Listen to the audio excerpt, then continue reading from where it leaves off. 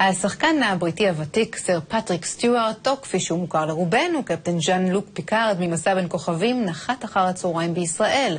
הוא ישחק בסרט מקומי לצד מוני מושונוב וששון גבאי. עורך התרבות נדב בורנשטיין פגש אותו.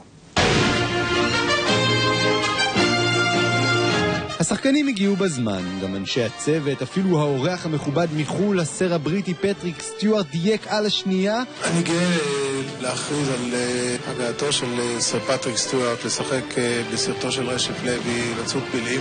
ורק הבמאי הישראלי, רשף לוי, זה שקיבץ את כולם, הוא נעלם. רשף, if he were to walk in the room now, I would not know that it was him.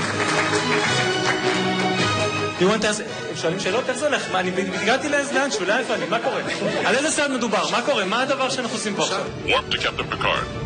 Yes, Lieutenant. סטיוארט, שחקן תיאטרון שייקספירי ענק, מוכר בעיקר בזכות תפקידיו במסע בין כוכבים הדור הבא ובסדרת סרטי אקסמן.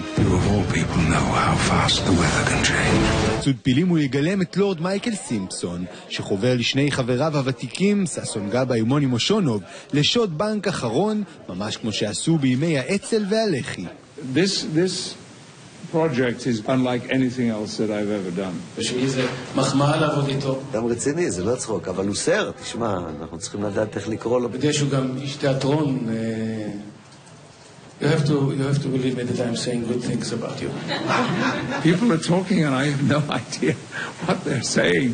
So what will I do, Sasan? You know, wait for silence and then speak. Something like that. Don't trust us anyway. Thank you. That's reassuring. זה פה ליד החלון, זה ג'ון קליז. אנחנו הולכים להגיש לו את התסריט. סטיוארט לא היה הבחירה הראשונה של הבמאי רשף לוי. 3 שנים הוא בכלל רדף אחרי ג'ון קליז, ברחבי העולם המתין לו עם תסריטים בבתי מלון עד שבסוף קיבל את אישורו.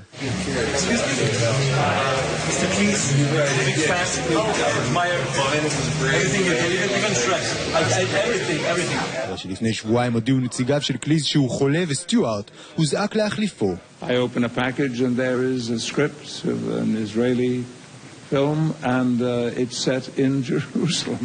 So I couldn't have been happier. בישראל ישהה 3 שבועות עד סיום הצילומים, ולמרות שאת השפה הוא לא מבין, הסחבקים החדשים שלו מבטיחים לעזור לו להתמודד עם המנטליות הישראלית. And a lot of people, they want to meet you and they send me messages like I kept my virginity for the captain and things like that.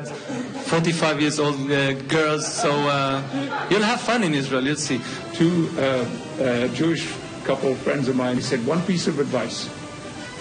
If you're outdoors and everybody is running and you're standing still, pay attention.